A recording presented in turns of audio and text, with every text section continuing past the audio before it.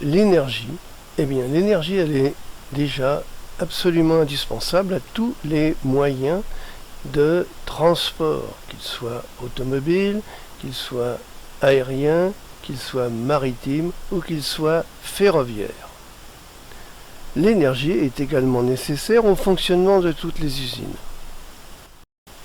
L'énergie a permis l'amélioration du confort.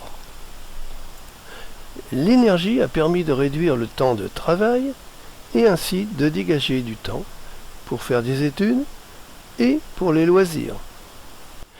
Cette petite vidéo est basée sur les chiffres les plus vrais, représentatifs et globaux que l'on puisse trouver, qui seuls permettent de se faire une opinion correcte.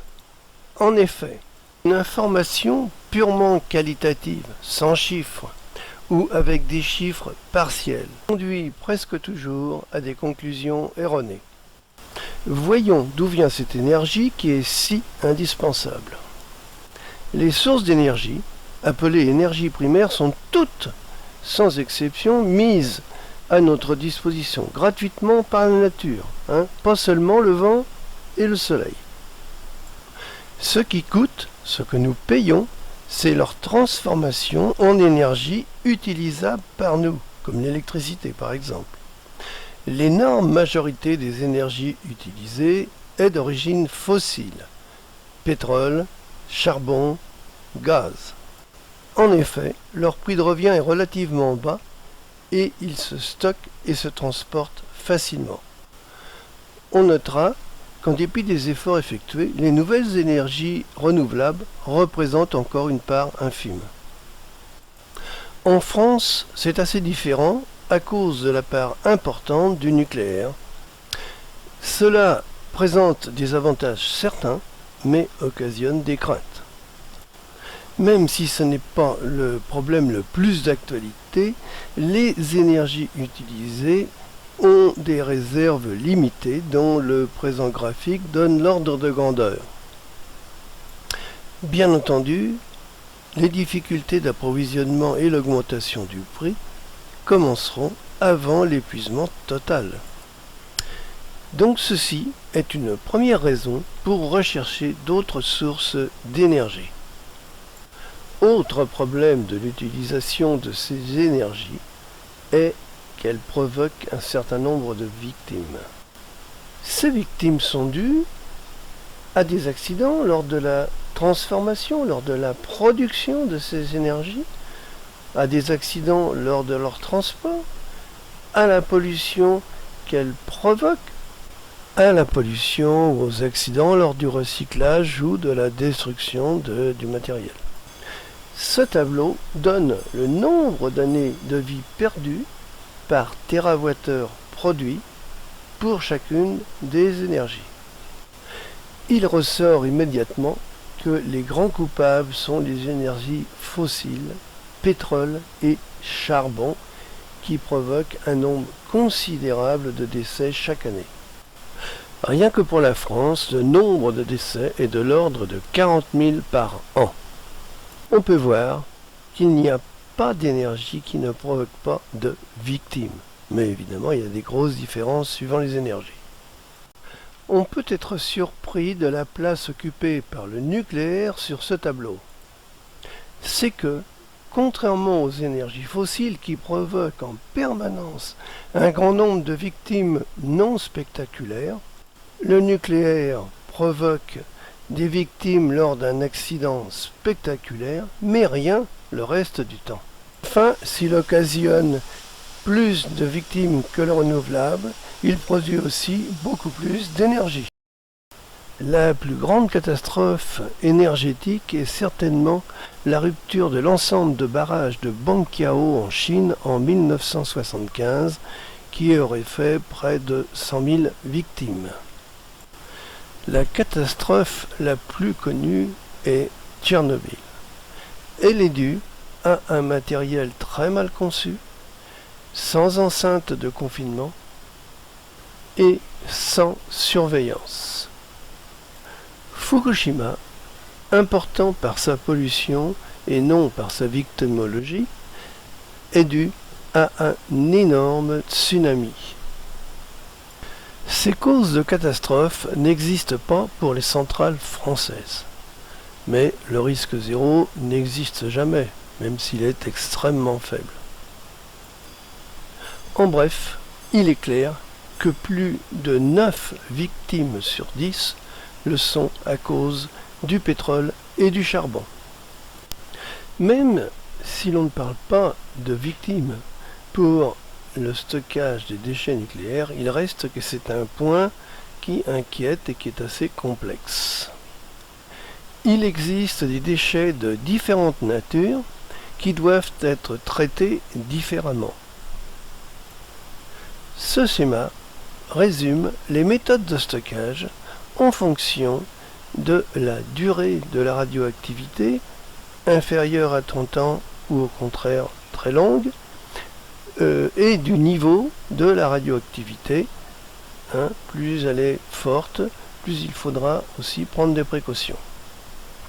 En fonction de la qualité des déchets, ils vont être figés dans une substance vitreuse et enrobés dans du béton, dans du bitume, dans de la résine. Le stockage, en particulier le stockage longue durée, est encore en développement, n'est donc pas encore complètement effectif.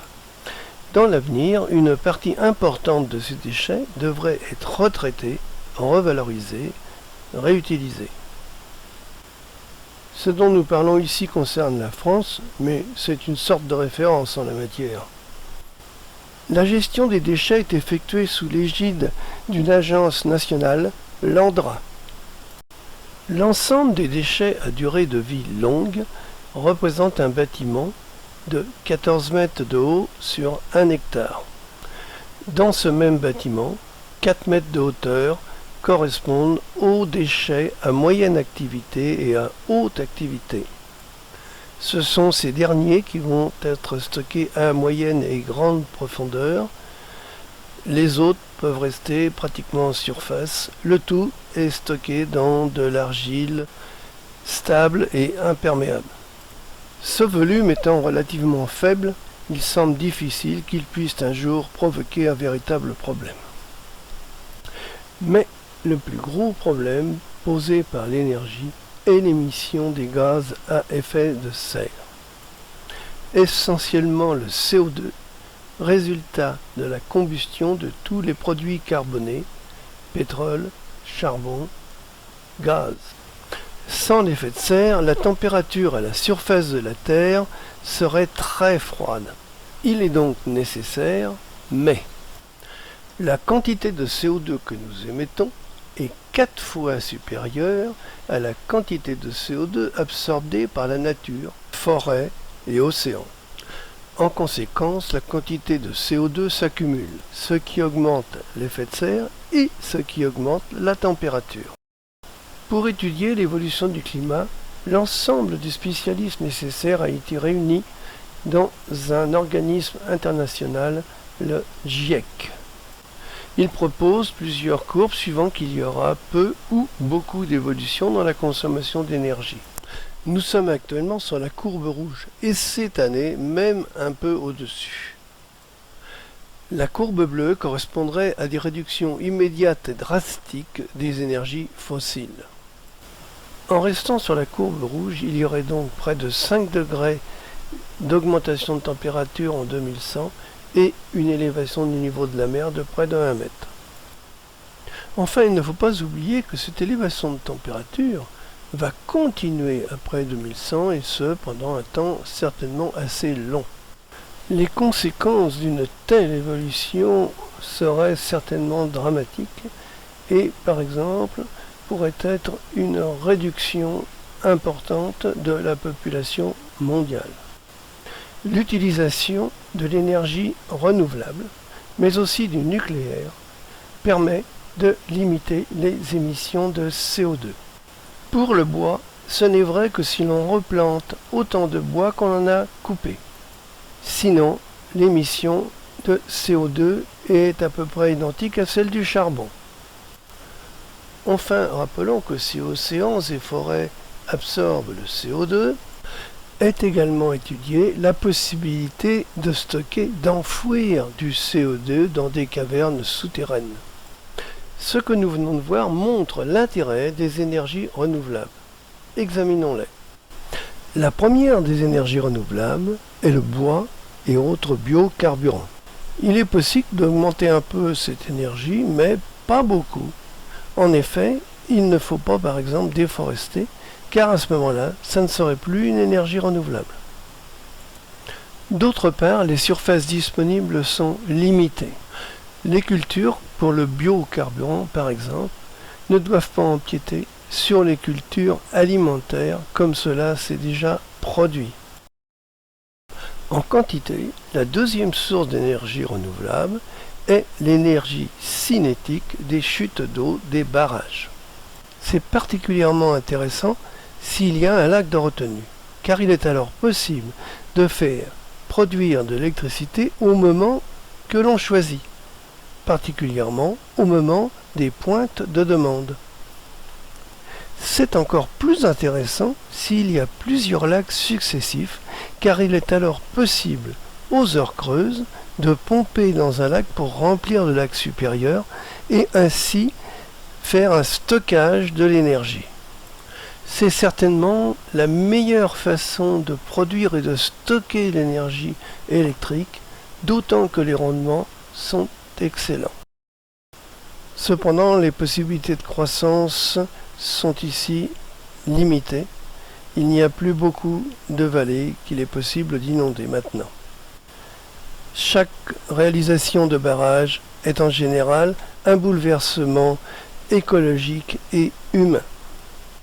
Le barrage de la Rance est un peu hybride, car il utilise effectivement la chute d'eau due aux dénivellations de la marée, mais aussi il permet d'accumuler de l'eau dans sa réserve à l'arrière du barrage, pour mieux s'adapter aux besoins en électricité.